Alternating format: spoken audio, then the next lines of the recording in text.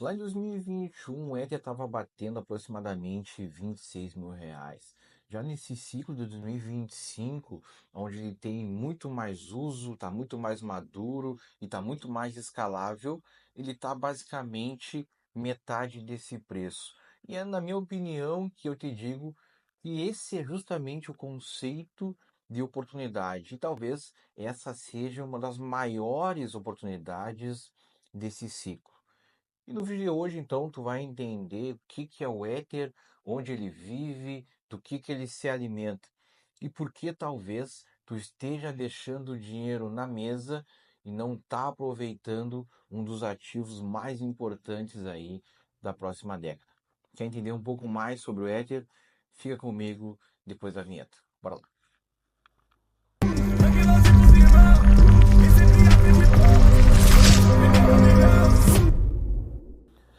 Seja extremamente bem-vindo ao meu canal. Meu nome é Michel Souza e eu sou formado em Gestão Financeira e certificado Ambima Série 10. No vídeo de hoje, então, eu vou trazer uma nova tese de investimento para vocês, que é na Ethereum, tá? Ou popularmente conhecida como Ether, né? E como eu vou pôr esse ativo na minha carteira pública, na verdade já comprei ele porque tem um delay nas minhas gravações, né? Comprei no mês de junho. Eu vou trazer então esse racional para vocês, explicar o porquê esse ativo faz sentido na minha carteira. E tu vai deixar nos comentários aqui se tu pensa em investir em Ether, se ele faz sentido para ti na carteira, né? Ou se nem pensar, né, Ether ou criptoativos na tua carteira. Então, o nosso estudo aqui, como sempre, ele vai ter aqui um norte para mim, né? Seguir aqui o nosso racional, que vai ser o seguinte: a gente vai responder então o que que é o Ether, para que ele serve, o que que ele faz, as atualizações do Ether, por que ele está barato, por que para mim faz sentido investir no Ether e a nossa conclusão, tá? Então, essa vai ser a nossa linha de raciocínio, tá? Então, novamente, te deixo aqui as boas-vindas e vamos lá, pau na máquina. Então, quando a gente pensa em Ether, a gente tem que pensar num grande sistema operacional descentralizado, de forma que qualquer desenvolvedor do mundo, né, de qualquer lugar do mundo, ele pode usar essa blockchain, porque o Ether ele é uma blockchain, né, para fazer então um aplicativo do seu interesse. Seja um ativo ligado a DeFi, a NFTs, uma stablecoin, né, ou outro tipo de aplicativo, tá? Então, o Ether basicamente ele é um grande computador descentralizado. Ele foi criado lá em 30 de julho de 2015, inclusive a gente está em julho de 2025, então faz 10 anos da existência do Ether. E quem criou o Ether foi Vitalik Buterin, né? Ele conheceu o Bitcoin lá em 2013, né? Mais aproximadamente, e ele ficou encantado com o Bitcoin. Ele quis implementar essa tecnologia no Bitcoin, não foi possível, então ele acabou criando aí o Ether, né? Com outros desenvolvedores. Então, basicamente, para que serve o Ether? O Ether ele serve para criar aplicativos. Essa é a grande cereja do bolo do Ether. E o Ether aqui na nossa tese de investimento, ele tem um tripé que é o seguinte. Então o Ether ele cria aplicativos descentralizados, ou seja, não tem uma empresa por trás, um CEO ou até mesmo um governo, né? O Ether também, através do Ether, os desenvolvedores conseguem criar contratos inteligentes, ou seja, tu vai eliminar os intermediários, né? Tu vai eliminar um banco, por exemplo, que já encarece ali uma transação, ou até mesmo cartórios, né? Tu quer comprar uma casa, tem o cartório no meio, tem que pagar emolumentos, pagar lá a prefeitura, taxa de ITBI. Se tiver ali um smart contract, né, onde vai estar tudo amarrado já, né, tudo direitinho, não vai precisar de intermediários. Consequentemente, também essas transações aí vão ficar mais baratas. E o grande pulo do gato aqui na tese do Ether é a Web3, tá? que é a Web3, cara? A Web3 nada mais é do que a internet. Na verdade, é a evolução da internet, o próximo passo da internet. Porque a internet, né, obviamente, né, pela lógica, se é Web3, teve a Web1 e a Web2. Então, a Web1 ela começa da década de 90 até o início da década de 2000, né? Depois vem a Web 2, que é o momento que a gente está, né? A gente tem nossos perfis, né? Tem ali, a gente pode fazer, enganjar o público, a gente pode vender produtos e tudo mais. E o próximo passo é a Web 3. A Web 3 ela vai destravar muito valor. Por quê? Porque, cara, na Web3, vamos supor o seguinte, vamos supor que tu tem um perfil lá no Facebook, tá? E por A ou por B, a plataforma cai. Hoje, né, na Web2, o teu perfil ele cai junto. E se tu é um influencer, por exemplo, que depende daquele produto, né, para gerar renda para ti, para sustentar a tua família, tu vai ficar muito prejudicado, né? Na Web3, isso não vai acontecer. Por quê?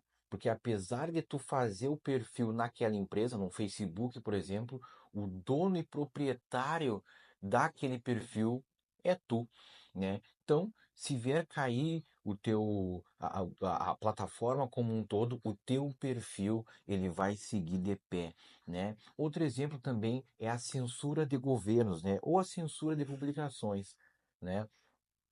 A gente sabe como é que é esse assunto, é um assunto delicado, né? Mas é sobre isso. A censura ela fica um pouco mais difícil também, né? Vai dar mais autonomia para o usuário, né? E outras teses de investimento flertam muito com a Web3, né? Por exemplo, tokens não fungíveis, que são as NFTs. Outro exemplo, jogos. Outro exemplo, ativos tokenizados. E essa tese também dos ativos tokenizados é muito massa, cara, é muito trick, é o seguinte. Imagina que tu quer investir em obra de arte. É um mercado extremamente restrito, né, a 0,1% da população, ou seja, os mais, né, os mais ricos. Mas com a tecnologia de tokenização, tu vai poder, por exemplo, investir numa obra do Van Gogh, se não me engano, o nome dessa obra é Estrela da Noite, que custa por volta de 100 milhões de dólares, né? Que está lá no museu em Nova York. Essa obra, então, se ela fosse tokenizada, eles podiam fazer, vamos supor, 100 milhões de tokens valendo $1, né? Então tu ia lá como investidor, como pequeno investidor, comprava $100, né, daquela cota ali, e tu ia te tornar então um investidor direto de uma obra de Van Gogh. Isso aí implica em várias coisas, né? Principalmente na segurança jurídica, principalmente também na questão da liquidez de mercado, né? E tu podia ganhar valor através disso aí. Ah, vamos supor que o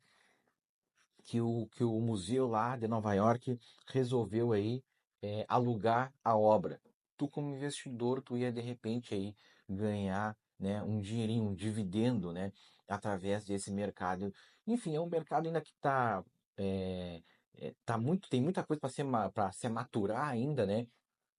Muito terreno para desbravar, mas é uma tese bastante interessante. Também ali a questão das finanças descentralizadas flerta muito também com a Web3 e também as stablecoins, tá? E daí vem uma pergunta que não quer calar, e é o seguinte, cara, por que então o Ether ele não fez aquele hype, né? Ou porque ele não atingiu aquela máxima histórica lá de 2021, que foi R$ 26.000 uns quebrados.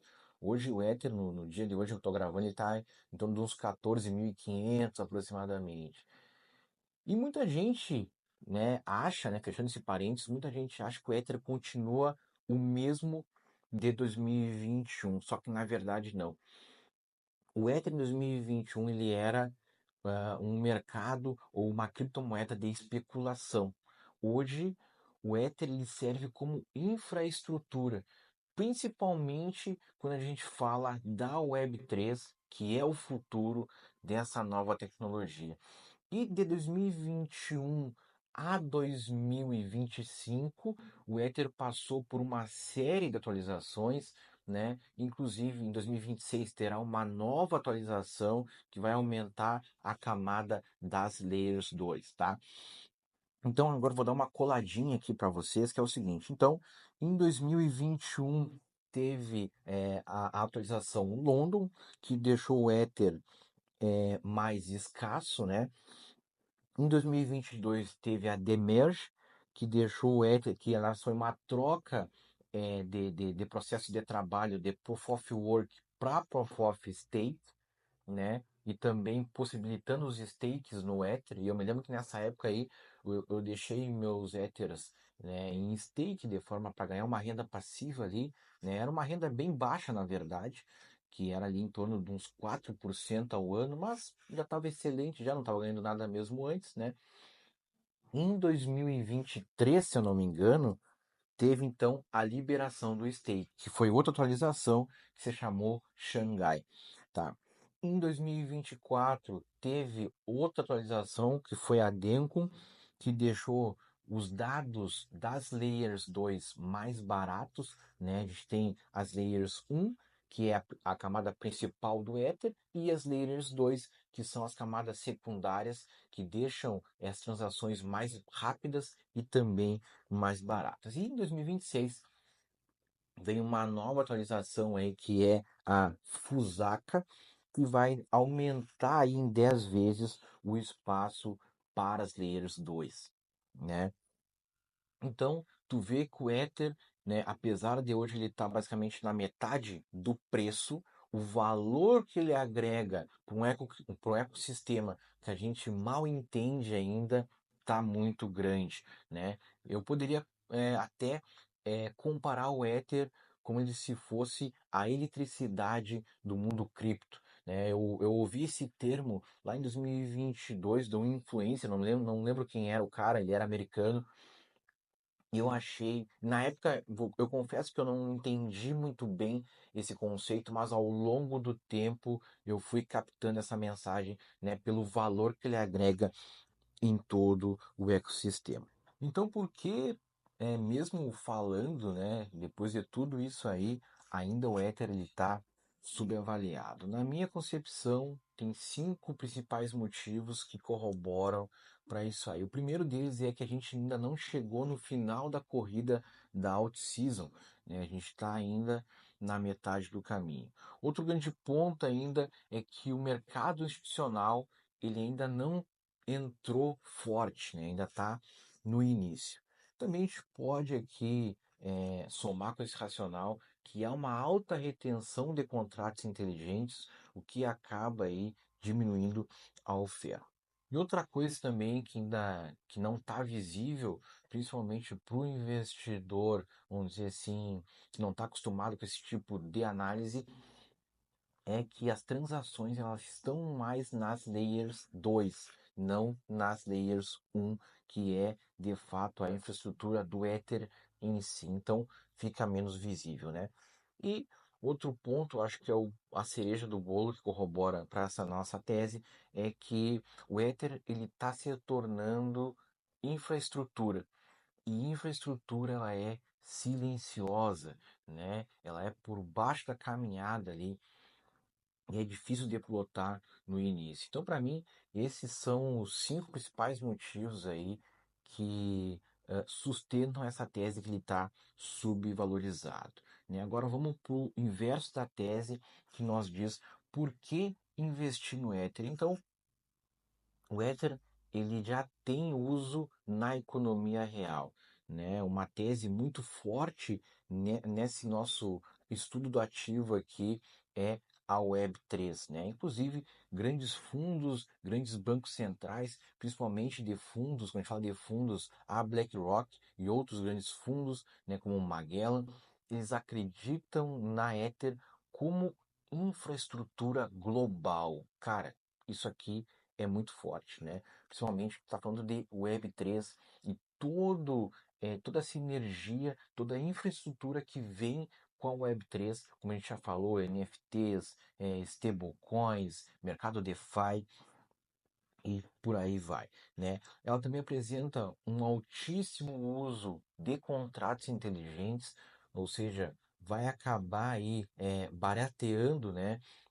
Tornando menos custoso várias transações que antes precisavam de intermediários, né? E também a gente pode falar é, que é outra cereja do bolo, a segunda cereja do bolo, juntamente com a tese da Web3, que é ah, o ETF Spot do Ether, que ainda não foi autorizado, mas ele está na iminência e pode sair a qualquer momento, tá? Então, o Ether basicamente ele tem um alto desenvolvimento, né, e está sempre em constante evolução. Ele representa principalmente uma rede de uso real. Cara, eu sinceramente acredito muito na tese do Ether, né? Eu acho que faz muito sentido, né? Depois vou deixar aqui a nota de corretagem da compra do Ether. Meu preço médio está em torno de 14.900 aproximadamente, mas o grande ponto é o seguinte: lá em 2021 o Ether ele era apenas especulação. E hoje o Ether ele é infraestrutura, né, participando da economia real. Eu diria que quando tu investe em Ether, tu está investindo em três pilares. Tu está investindo em dinheiro, tu está investindo em infraestrutura e tu está investindo em tecnologia. Investir em Ether é sobre isso, tá? Então, eu te peço aí que deixe o like, te inscreva no canal, compartilha, ativa o sininho e deixa nos comentários se faz sentido ou não, né? Ou se fez sentido ou não para ti aqui esse estudo. Eu sei que tem muita coisa para falar sobre Ether, né? Mas aí, se eu fosse mesmo abordar aqui todos os pontos, a gente ia para mais de 1 hora aí de vídeo. E, como sempre, eu te deixo aqui o meu muito obrigado por tu ter me emprestado aqui o teu ativo mais importante, que é o teu tempo. Fiquem todos com Deus, até mais e tchau, tchau.